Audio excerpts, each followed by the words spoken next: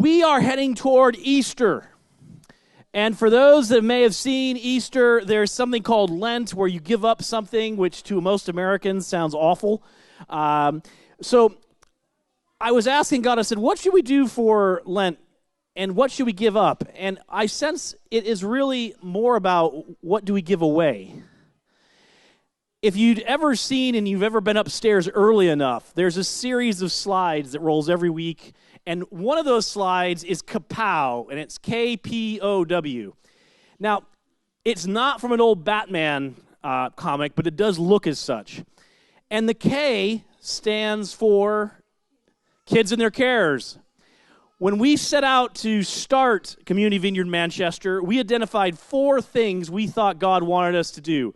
And that's not because we're better than any other church. That's just because that's what we need to do, and God will take care of other stuff through other churches. So K is for kids.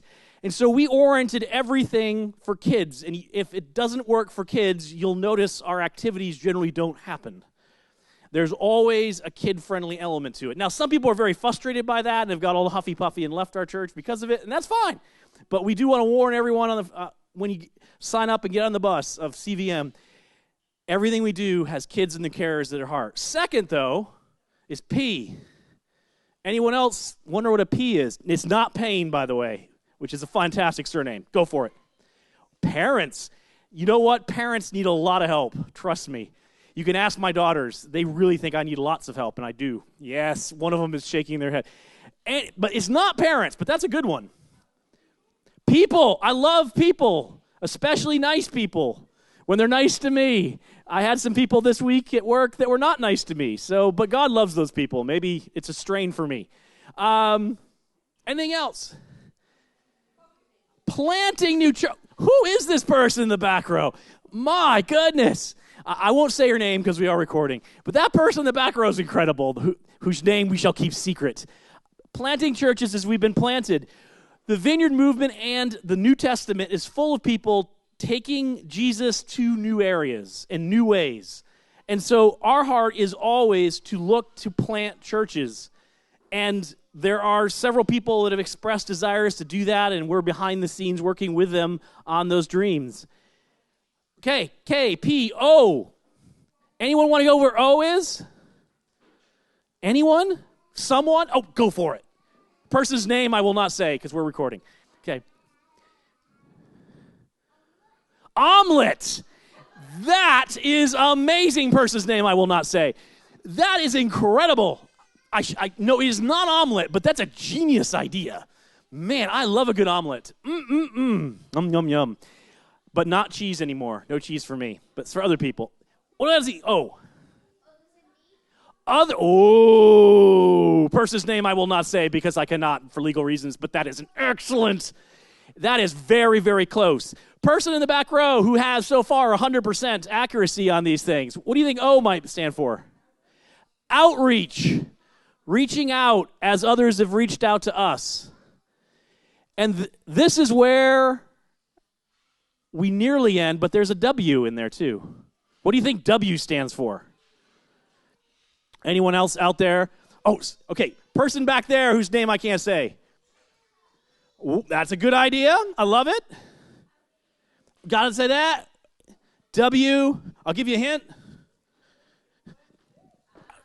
Yeah, that's my best air guitar. Worship. Giving away music. Music's been given to us. Interestingly, last night I received an email, and someone in our community had just written a new song and sent it to Julie and say, what do you think? I was like, my gosh, what a great Seminole illustration. You didn't even know that was coming. Today, though, for the next few weeks as we lead up to Lent, we're going to be looking at O, the outreach aspect. And the reason why is if you haven't noticed in this book called the Bible, God's book out, there's this book by a guy named James. James was the brother of Jesus. Now, does anyone have brothers or sisters? Okay. Do you always get along? Oh, do you ever get along? Sometimes. Oh, no, not really. Well, guess what? Jesus' brothers didn't like Jesus either. And they weren't big fans of Jesus. But at the very end, interestingly, one of his brothers, a guy named James, changed his mind. And he went from absolutely despising Jesus to leading the Jerusalem church up till the point the Romans sacked Jerusalem and Jerusalem ceased to be no more. And he wrote this book to the 12 tribes of Israel. And when I was a kid, I remember about 12 years old, I was once young, unbelievably. It says, "What good is it, my brothers and sisters, if a man claims to have faith but has no deeds? Can such faith save him? Suppose a brother or sister is without clothes and daily food. If one of you says to him, 'Go, I wish you well, keep warm and well fed,' but does nothing about his physical needs, what good is that?" Then he goes on to say, "Such faith is dead." If you've been around churches for a long time, and you've got a difficult situation, and you say, "Here's my situation, and I can't pay my rent. I have no electricity because I can't pay my bill." And you come up to some Christian and they go, "Oh, that's so bad. I think I'll just pray for you," and then they walk off. Has that ever been your experience? It's been mine. There was a point where Julie and I had no food left. It was just after Emily was born. There was no food in the house, and we had no more money. And I needed food. I needed prayer, but I needed food. And I went to church, and I thought, well, God, we don't have anything left. And you ever gone to church and had no food for Sunday afternoon tea? That's where we were. And while we were at church, I had someone came up to me and said, "Ross, how's your week?" And I went, "Oh, here we go." But my pride was so shattered, I said, "Not good. We've run out of food." And they said, "That's interesting, because while we were praying in worship, I felt God told me to take you to Costco. So would you go to Costco with me?" And literally, they spent 300 pounds and stocked us for a month at Costco. That's what the book of James is. Prayer is great, but it's not just prayer. It's prayer and action. As a church, we've been about a lot of prayer, and I love prayer, and some of you in this room have prayed with me and also are looking at expanding prayer. I just did a whole series on prayer, and if you really want a great book on prayer, apart from the Bible, which is amazing, check out, there's a book on the welcome desk that you can just take with you. But I would like to do more than just pray. I'd like to do some stuff, too. And so today we are going to invite a person you may know or you may not know, and they're going to share about this thing called Storehouse. And some of you may have heard about it, some of you may have not heard about it, but today you will all leave at least having heard about it, because it's something, a little something, that our church is doing straight out of the book of James to give people something physically as well as spiritually. Paul, if I would invite you guys up. Now, we're going to try to do something, Paul. We tested this earlier. Yeah, we need to turn that mic on, and this is going to work. And this is definitely going to work. There you go, Paul. Yeah, and I'm just going to do one more thing, Paul. One more thing.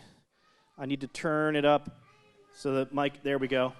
We're good. Come grab a seat. Where are you sitting? Wherever you want to sit. You're the guest. You get to sit. If anyone else would like to sit, come. But you will be on camera. It's just FYI. So, Paul, I had 4 questions that I emailed earlier this week. Yep. I was in the shower on Sunday, and I thought, how could I get out of having to prepare something to share? No, that was not what I thought. But some of you are thinking that. No, actually, I thought, God, what am I going to do for Lent? And he said, well, get the Storehouse team up and share about it. So, what is this Storehouse thing? Well, it's a CVM Compassion project. Okay, CVM Compassion. What is CVM Compassion? Well, compassion is, I guess, about helping other people. Yep. So, like, kid stuff. And, by the way, kid stuff will have equal time. We're like the BBC. Everyone gets equal time to share. So, and CVM Compassion, and if you check out our website, we have kid stuff. We've got Storehouse. And, by the way, there's plenty of room for more outreaches. So you came to us then, how did this Storehouse thing get started? Well, I guess basically I felt like God calling me to do something to help people. And it was like, well, should this be a business? Should it be a charity? I already run my own business, so it was easier to start as a business.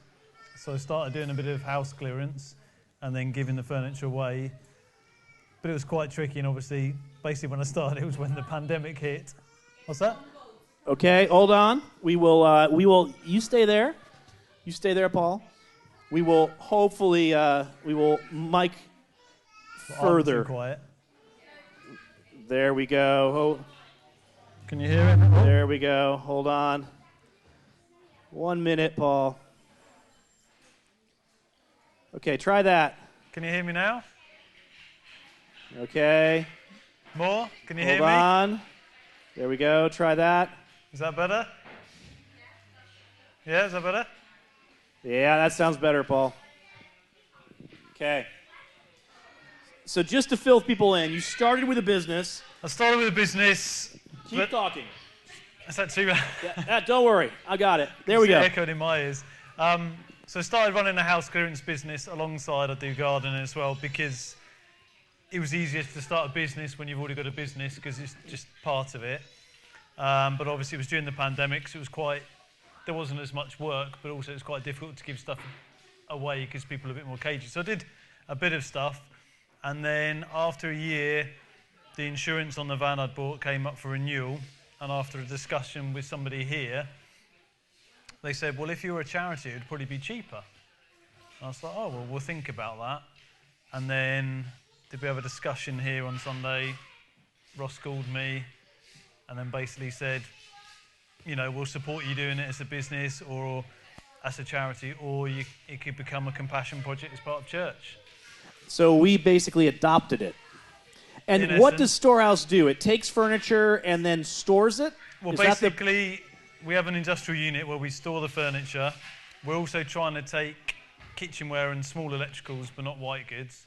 But we're not massively publicising the fact we've got it yet until we've built up a stock. Otherwise, it disappears before you've got it. So there is the heart is it. How do you find people to give it away to? Well, basically, a lot of it has come via kids stuff referrals. Okay. And getting the word out. So it's basically a lot with social services, Sure Start, other charities, other churches that might have like refugee families, which might become more because of people coming in from Ukraine. So basically we ask for a referral to come in. We're in the process of sorting out a form where people can say what they need as to what we've got available. And then we get given from the referrer details of the clients and then go and deliver the items. So this isn't something that, someone could just walk up and see a storefront. It has to be a referral from another charitable church, social services, similar to the model which Kids Stuff uses. I think so, just to sort of put a line of protection in the sense that obviously people don't come in that don't need stuff and take it and hold it back from the people that do really need it. Yeah. And with COVID restrictions finally blessedly lifting, barring new strains,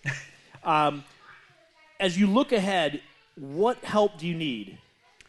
Well, obviously, it's just myself and my wife at the moment doing it.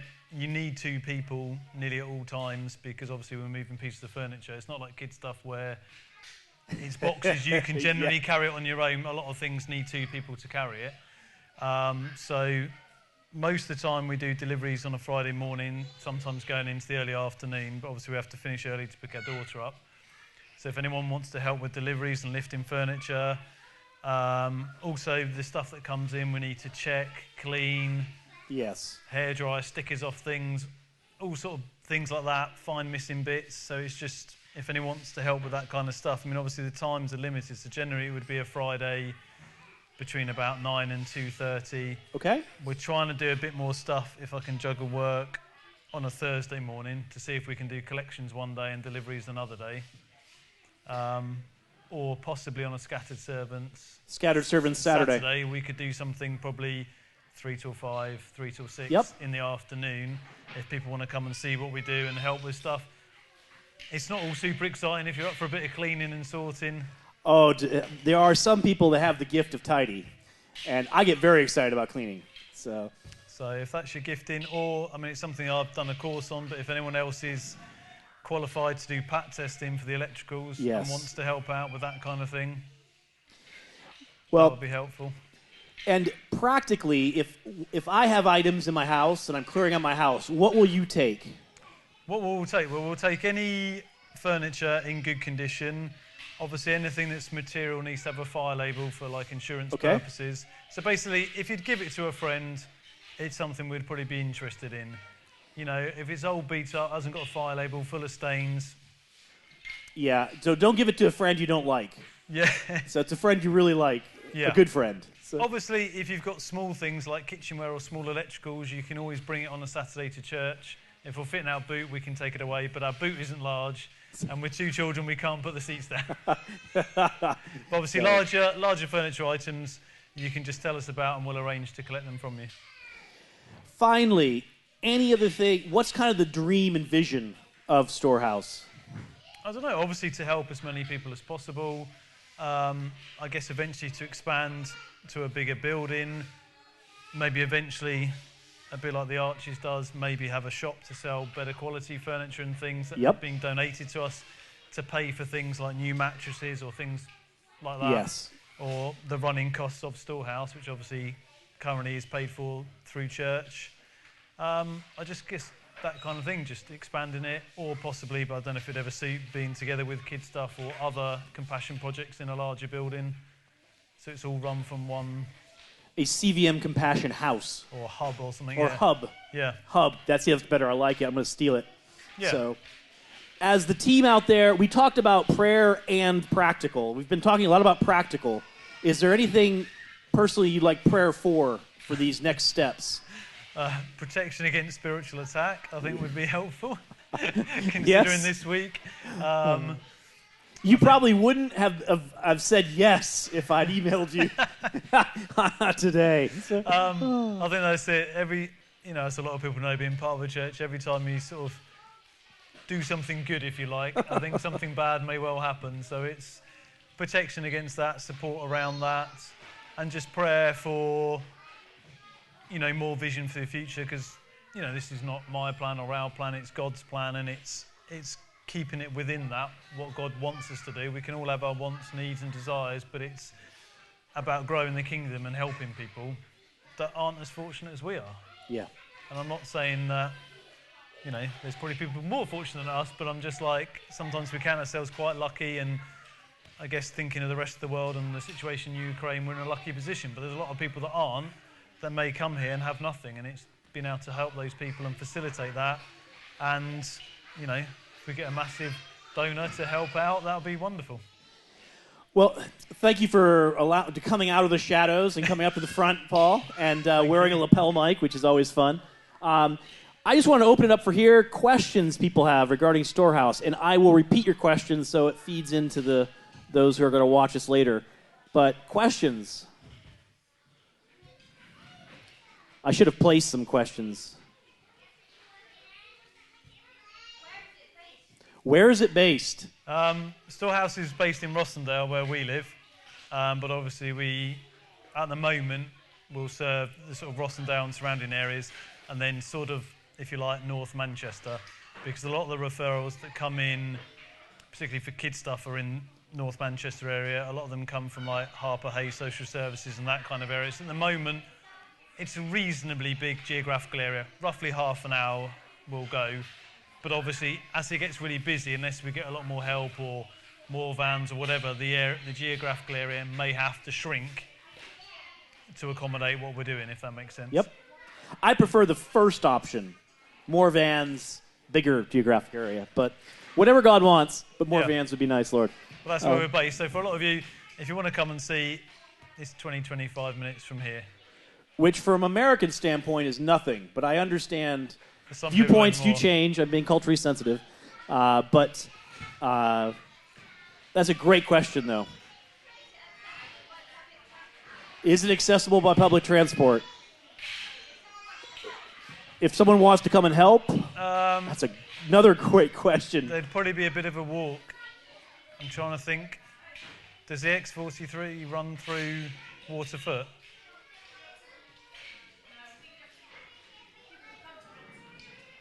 We'd have to pick you up from Rottenstall. It's not the best for... We've got a steam train, if that helps. Yes, there is a historic steam train that will drop you off quite close. Thanks, Sherelle. Well, that job's so close to us. Yeah. We can pick you up from there.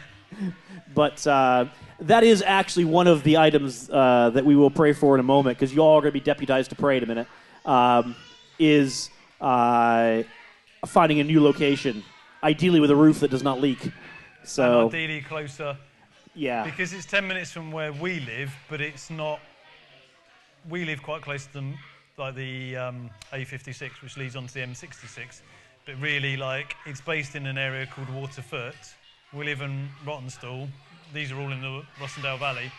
But really, either in Rottenstall by the dual carriageway or Haslenden, even though it's a bit further, it's still probably the same drive from us to get there, but then it'd be closer to get to the motorway links if you're coming to North Manchester. Yeah. And for people to come and help from the Manchester area. Great questions. Other questions out there? Well, as I said earlier, we built our website, and you'll see CVM Compassion on there. And we built it to stack a number of outreaches underneath there. We have 2 right now. I'd love to have 20. And the church constitution and legally has been set up to allow other types of activities to come in under that umbrella. Even the website's been designed that way. So if you're sitting there with an idea, and that idea has been going on for a while, but you're up against, for instance, insurance or other challenges, and you can't grow the idea, then please let us know. We'd love to have a discussion about how we could work together to potentially grow that idea and bless God's and expand His kingdom practically as well as spiritually. I'm going to just ask right now, Josh, I'm going to say goodbye to those who are joining us on camera. If you'd been here today, you would have been able to pray, but I'm sorry you couldn't join us. But we're going to stop recording now, and so that way, and we're just going to ask and have a